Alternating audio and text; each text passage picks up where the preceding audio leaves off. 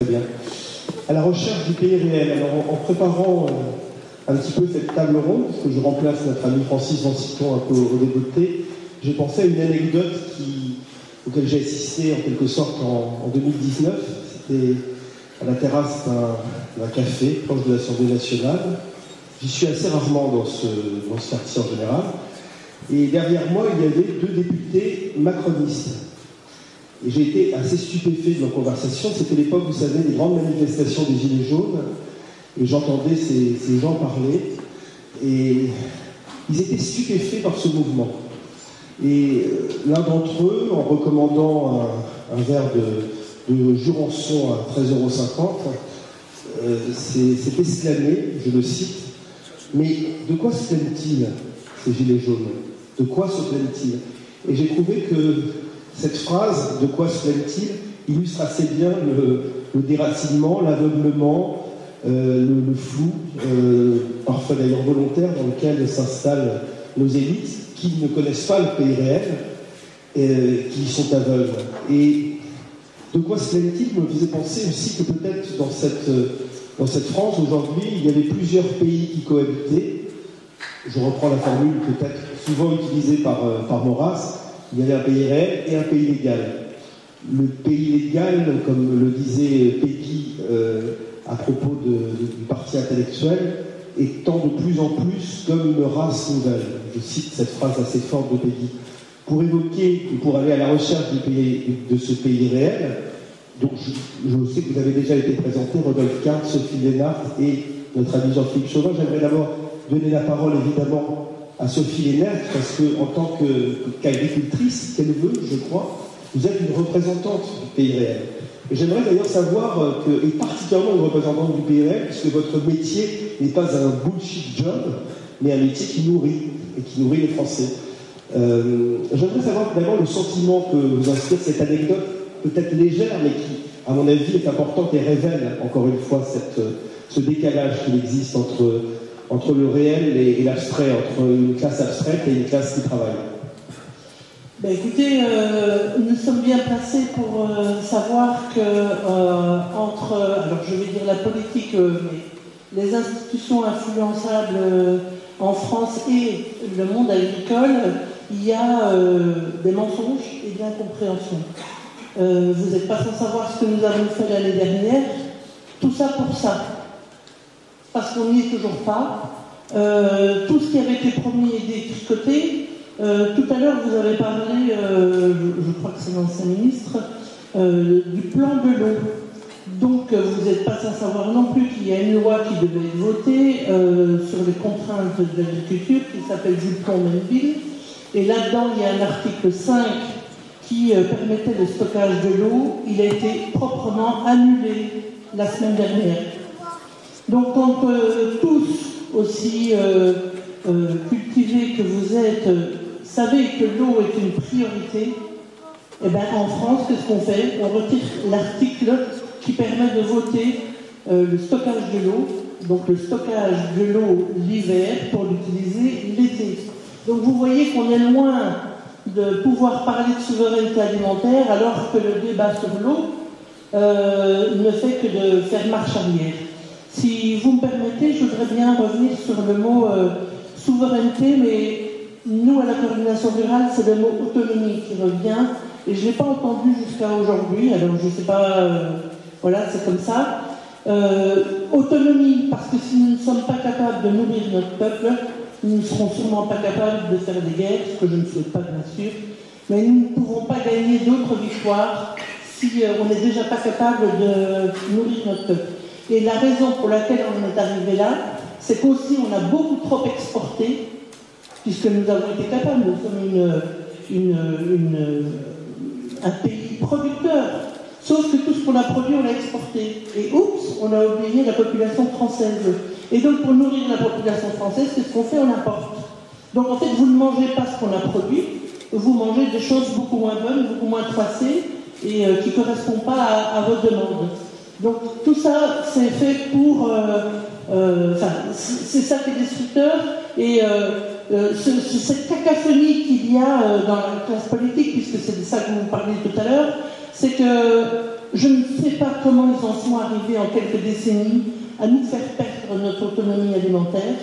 Et tous ces derniers jours, ces 2 dernières semaines, d'entendre tout, notre ministre de l'Agriculture dire au secours, au secours, au secours, nous ne sommes plus autonomes, il nous manque des poulets, il nous manque des œufs, et tous les fondements de notre agriculture. Comment se fait-il qu'une classe décideuse en est arrivée là? Alors le ministre va vous dire c'était pas moi, c'était celui d'avant, mais en attendant, au jour d'aujourd'hui, voilà où on en est. Chère Sophie Lénard, je vous interromps un instant. Justement, ici, nous sommes pour beaucoup souverainistes.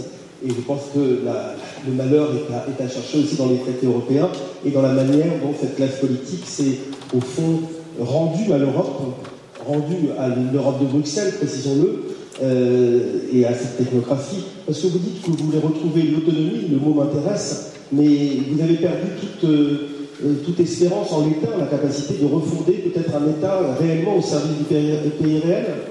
L'autonomie, nous sommes capables, nous, agriculteurs, de produire. Ce qui se passe, c'est que l'économie nous a envoyés dans une voie d'excellence. Ils avaient décidé que l'agriculture devait être de la production d'excellence et tout ce qui était des entrées de gamme, comme on dit dans le jargon, allait être des produits d'importation. Donc nous, le monde agricole, la coordination rurale, nous disons l'agriculture française est capable de faire et les entrées de gamme et l'excellence. Certes, ce ne sont pas les mêmes marchés, certes, ce ne sont pas les mêmes prix, mais nous sommes capables de nourrir la population française, il faut juste nous laisser le faire, et c'est ce que nous demandons par le biais des manifestations que vous avez connues et que vous avez vues.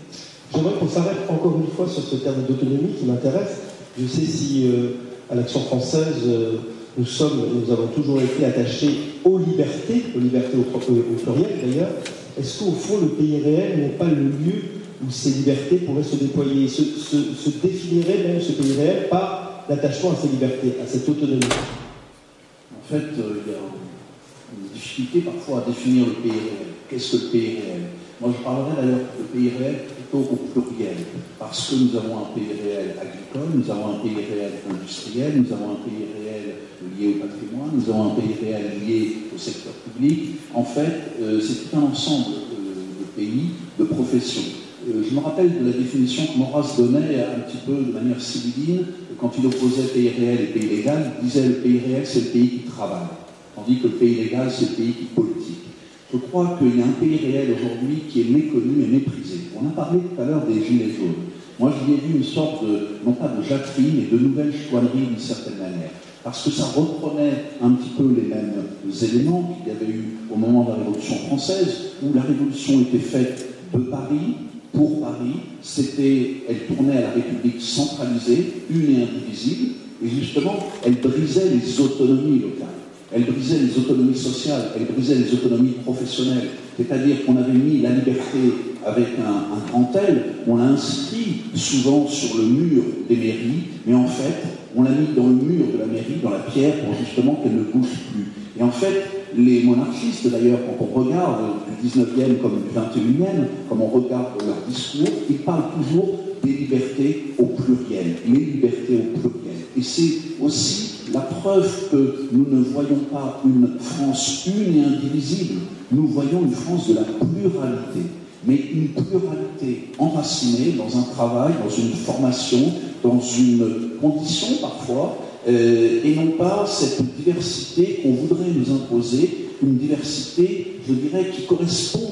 qui est presque, comment dirais-je, le pendant de la République une et indivisible, c'est-à-dire qu'on veut une diversité obligatoire, et on oublie la pluralité qui vient du sol même de l'histoire et des histoires françaises. Je suis breton, je ne suis pas normand, je suis breton, je comprends les Provençaux parce que nous avons un point commun, c'est le pays, c'est la France. Moi, ce qui m'inquiète, c'est de voir que ce pays légal qu'on a évoqué tout à l'heure, celui qui était opposé aux Gilets jaunes, l'anecdote est intéressante. J'ai eu l'impression que justement, face aux Gilets jaunes, qui est une sorte de révolte, de nouvelle chouannerie des pays réels ou du pays réel, eh bien, on avait en face la radicalisation des modérés. On dit souvent que les extrémistes sont les plus dangereux. Moi, je dis souvent que ce sont les modérés qui peuvent être les plus dangereux. Parce que quand ils ont peur, Bernanos parlait de la grande peur des bien-pensants, eh bien, ces modérés se radicalisent. Et Quand ils se radicalisent, ça donne une répression terrible qui fait qu'on n'écoute plus. Et alors on fait ensuite un petit débat national où on dit tout le monde va pouvoir parler. On évoque même un terme de l'ancienne monarchie, des cahiers de doléances. Et qu'est-ce que l'on fait une fois que c'est terminé? On met tout sous la table. Et ça, c'est le grand tort, je pense, de la République une et indivisible, c'est qu'elle veut toujours imposer une forme de liberté, entre guillemets, qui est véritablement l'antithèse des libertés, des autonomies, des souverainetés et de la souveraineté même du pays. La question d'ailleurs se pose quand on parlait de cette liberté républicaine qui au fond ne cherche pas à réunir, et à réunir le peuple dans sa pluralité, non pas dans sa diversité, mais cherche à l'atomiser. Comment faire peuple? Tu as écrit un livre, cher Rodolphe Carp, qui s'appelle Faire Légion. Comment refaire peuple aujourd'hui? Comment le peuple français peut se maintenir sans être englouti dans la diversité et sans s'atomiser? Car la question, si on est pessimiste, certains diraient aujourd'hui, et ce pays réel où est-il? Existe-t-il encore? Ne voyons-nous pas simplement une addition d'individus consommateurs davantage que d'individus travailleurs? Vous savez, c'est la phrase de Jacques Attali, et pour moi la France est un hôtel. J'aimerais entendre Rodolphe Carp sur cette question importante. Comment refaire peuple? Comment refaire nation? Justement, déjà je suis très heureux d'être ici, j'ai vu pas mal d'amis et de camarades, vu que je suis pas mal invité, j'ai la chance d'être pas mal invité dans le petit cercle d'action française. Et c'est vrai qu'une de mes marottes, c'est de revenir au 19e siècle, parce que c'est vraiment un siècle, à mon avis, assez intéressant à analyser. Au 19e siècle, au moment de l'émergence des nations européennes, se construit de pays en pays, ou en tout cas, s'élaborer un certain contrat social. Et aujourd'hui, on voit que ce contrat social classique, il est remis en cause sur chacun de ces échelons. Tout d'abord, la première strate, c'est que la nation civique équivaut à la nation ethnique à l'époque. Un Allemand sait qu'il est allemand, un Italien sait qu'il est italien, un Français, etc., etc.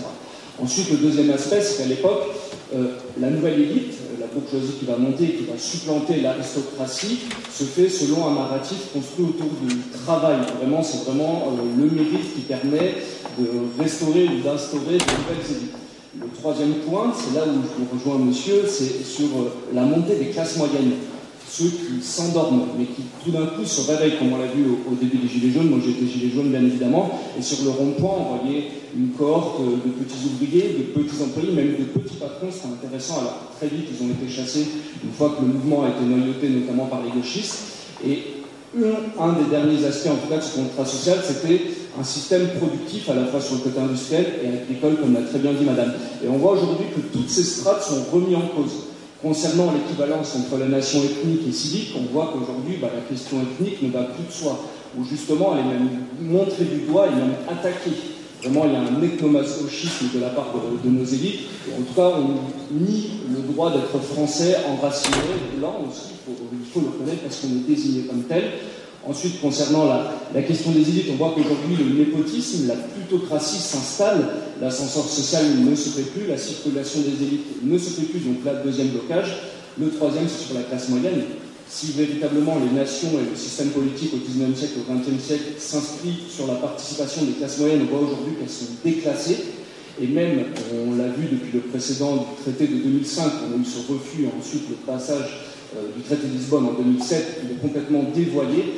Et enfin, concernant le dernier point, donc le système productif, industriel et de l'agriculture, on voit aujourd'hui qu'il est aussi en crise. Donc on voit que le contrat social vraiment classique sur lequel se sont construites les nations européennes au XIXe siècle, partout il est en crise. Donc à mon avis, ça augure pour nous, notamment la nouvelle génération, une révolution conservatrice à penser, à mettre en forme. Alors les formes, peut-être qu'elles s'incarneront sous une forme monarchique, c'est ce à quoi vous espérez ici, je pense. Moi, je participerai, pourquoi pas, même si je reste peut-être plus ouvert sur la forme qu'on arrivera à donner, notamment les jeunes générations, l'impulsion du pédis qu'on arrivera à donner. Mais on voit, comme tu l'as très bien dit, et ça reprend la phrase que disaient les députés macronistes, mais de quoi ont-ils besoin? Pourquoi se rebellent-ils? Parce que justement, chacun de ces points, aujourd'hui, est remis en cause. On arrive à une convergence de toutes ces crises. Vous avez quelque chose à rajouter, Sophie? Oui, je voulais juste dire, par rapport à toutes les catégories économiques qui existent, que l'agriculture n'est pas un secteur économique comme les autres. Nous produisons du périssable. Donc nous avons ce problème de conservation, de transformation. Et nous avons quand même un rôle vital. l'alimentation. J'ai pas dit se remplir, j'ai dit l'alimentation. Grosse différence avec, pour moi, l'alimentation, enfin, ce qui vous nourrit d'importation, pour moi, c'est des choses qui remplissent, mais qui ne nourrissent pas. L'agriculture française, elle est capable de nourrir.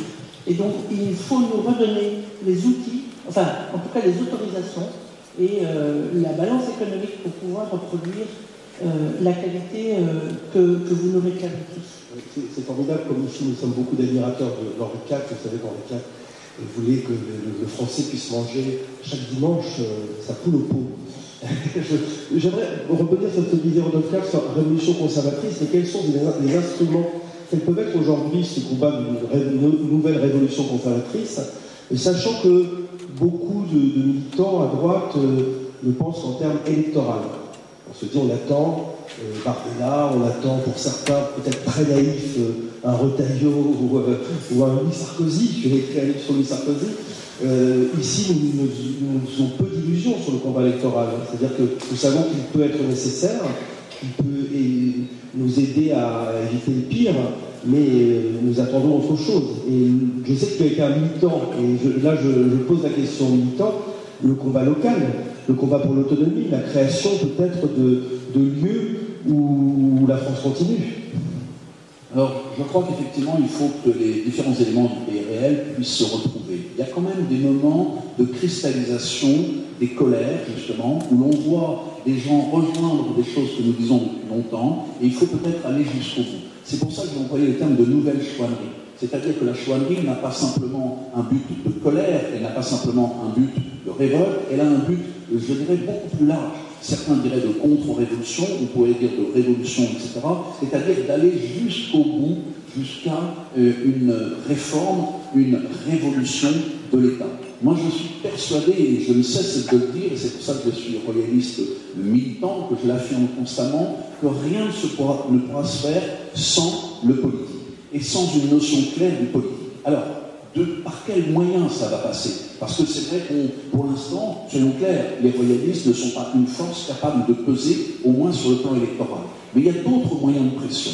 On voit dans l'histoire que parfois il faut être là au bon endroit, pour susciter, pour souffler, je dirais, à ceux, même du pays légal, je dirais, une solution. Moi, je me rappelle que, si on regarde bien, 1814, la première restauration, n'a pas été faite par des royalistes. Elle a été faite par Talleyrand, elle a été faite par tous ces anciens républicains, bonapartistes et tout, qui tout d'un coup se disent, alors il y a une part de peur, il faut bien être d'accord, mais se disent, comment est-ce qu'on fait pour sauver la France? Parce que l'idée, c'était, pour certains alliés, qui étaient en fait les ennemis de la France, c'était de dépecer la France, celle qui avait une grande puissance, qui avait brillé depuis Henri IV, même depuis François Ier, depuis Louis XIV, c'était l'occasion de la baisser complètement. Elle s'était suicidée par la Révolution française, elle s'était, n'oublions pas d'ailleurs que la République, d'ailleurs, c'est vraiment, dès le début, quelque chose qui se fait contre les peuples de France. Je parle d'ailleurs des peuples de France, comme Louis XVI en parlait. Et donc, en définitive, il a fallu, je dirais, que ces gens qui étaient fort éloignés, qui certains même avaient voté la mort du roi, il a fallu les faire basculer et vers le roi. Alors, je ne sais pas si Chateaubriand d'ailleurs était très responsable de cela, même si quand on le lit, on a l'impression que son texte de Bonaparte et des Bourbons a été ce qui a permis le retour triomphal de Louis XVIII. Ce qui est certain, c'est qu'il y a des moments où il faut savoir, je dirais, utiliser des gens qui sont insérés dans le système, qui ne sont pas des gens forcément plaisants, mais qui à un moment ou à un autre peuvent avoir, y compris pour de mauvaises raisons, la peur, peuvent avoir, je dirais, l'intention de sauver ce qui doit être sauvé, c'est-à-dire le corps national, le corps souverain, y compris en passant par le roi. Est-ce que cela veut dire que ça se passera comme ça?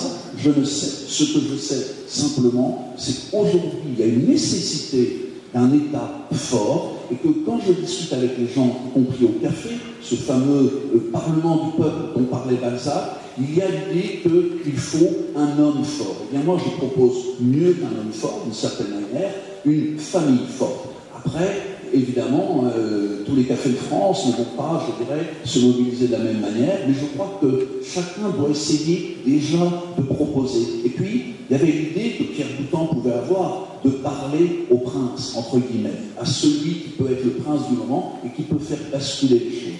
N'oublions pas d'ailleurs, je voudrais juste terminer là-dessus, je ne vais pas monopoliser la parole, c'est que l'actuel président Macron a écrit un texte en 2015 où il évoquait l'absence de la figure du roi. C'est-à-dire que même celui qui ne savait pas encore qu'il allait être président avait la conscience qu'il y avait, comme il dit, une incomplétude de la démocratie. Eh bien, c'est peut-être à nous, là où nous sommes, de montrer que cette incomplétude de la démocratie, elle peut être dépassée par un État au sens fort du terme. N'oublions pas que, là aussi, c'est notre rôle de dire ce qui est et non pas de se contenter d'être royaliste entre nous. Le royalisme, ça doit être aussi une ouverture vers les autres pour convaincre les autres. Pour compléter, quand vous avez dit en préambule, vous n'êtes pas un parti politique, etc. Mais vous avez d'autres moyens de pression, ça s'appelle les lobbies en mots quotidiens, j'ai envie de dire. Donc il y a moyen d'influencer autrement que par la politique, par vos actions, par vos colloques, par toutes ces interventions. Et c'est ce que je voulais dire, ça m'a échappé, je voulais dire autre chose. Ah oui, je voulais vous dire que pour la souveraineté, vous le savez, la catégorie agricole, la moitié de sa population a plus de 50 ans.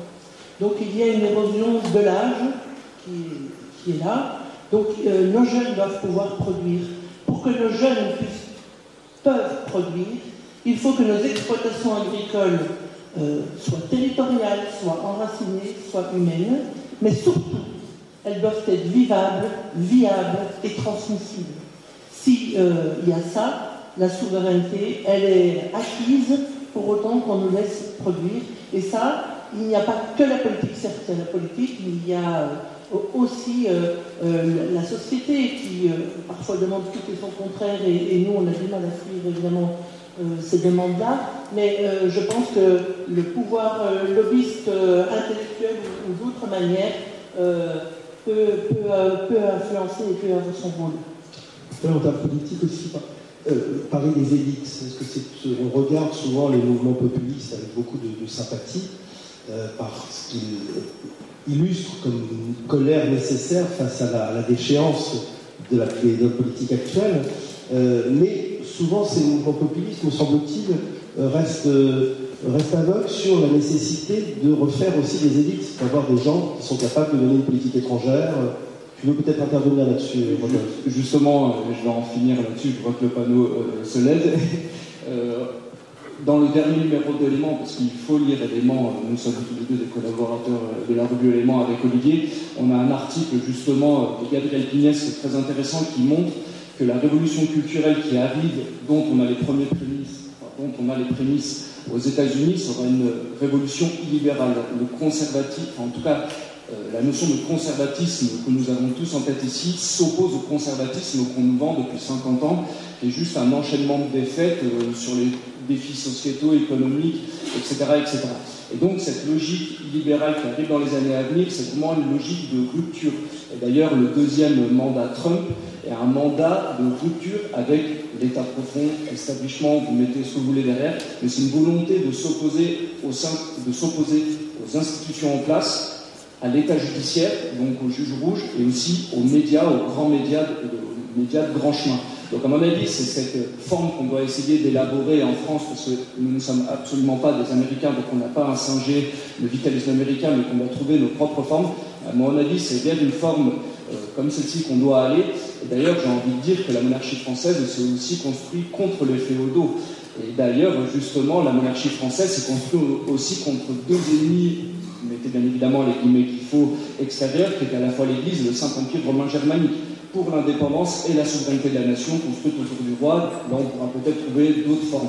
Et d'ailleurs, comme tu l'as très bien dit, le populisme que nous devons, à mon avis, faire émerger, c'est pas un populisme absolument contre les élites, il est contre les élites en place, parce que ce sont des élites traîtresses, xénocratiques. Mais par contre, il faut faire émerger de nouvelles élites, et cette forme d'aristopopulisme, on l'a trouvé sur une certaine forme déjà dans notre histoire de France. Bien évidemment, avec les rois, on avait le peuple et le roi contre les féodaux. On l'a aussi trouvé sous d'autres formes avec le général Boulanger, même avec Napoléon III et même avec De Gaulle.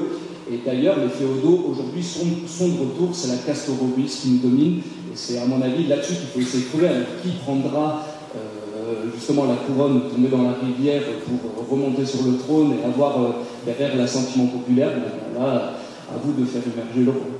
On pourrait encore parler des heures et des heures. J'aimerais quand même terminer, parce que j'ai une phrase de la Royale que j'aime beaucoup.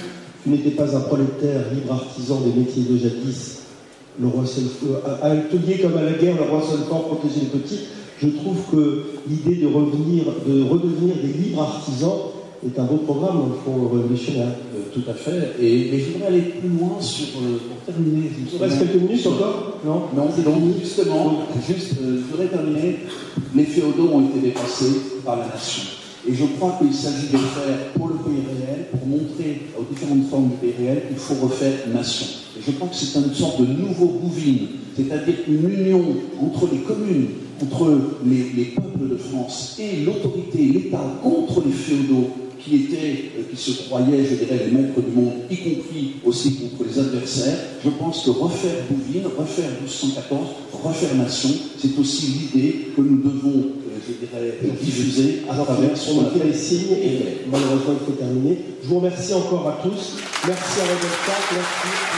Merci.